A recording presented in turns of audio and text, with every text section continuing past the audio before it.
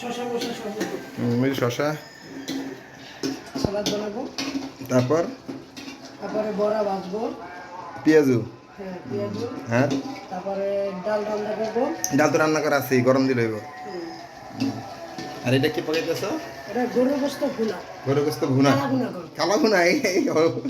তো লাল ভুনা বানাইতেছে, এটা আমরা লাল খাবো। কিন্তু কালা ভুনায় তো সরষের তেলটা করতে হয়।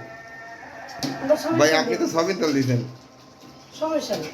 আপনি তো কালা ভুনার ইজ্জতটা মেরে দিয়েছেন ভাই। আর আশরাফ ভাই দেখছেন গরুর গোশত কি আশরাফ ভাই দোষ না, এটা কি পিস করছে বড় বড়? হ্যাঁ, পুরা এটা ভিডিওটা তিন আশরাফ টুকরা। ভাইকে দেখানো হবে যে তুমি কাজটা করছো কি। পুরা তিন ছুটে টুকরা দে, একসাথে। ছুটে দে।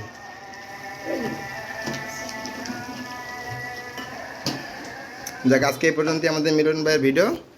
আজকে ঈদের তৃতীয় দিন আমার বাসায় আমি, আশরাফ ভাই, মিলন আর হচ্ছে সুমনের একটা আড্ডা হচ্ছে। আমরা সোলেমানকে মিস করতেছি, সোলেমান থাকলে একটু ভালো হইতো। আর আমার ম্যাডামে তো দুঃখ, মিলনের ওয়াইফ মিলনকে রেখে চলে গিয়েছে।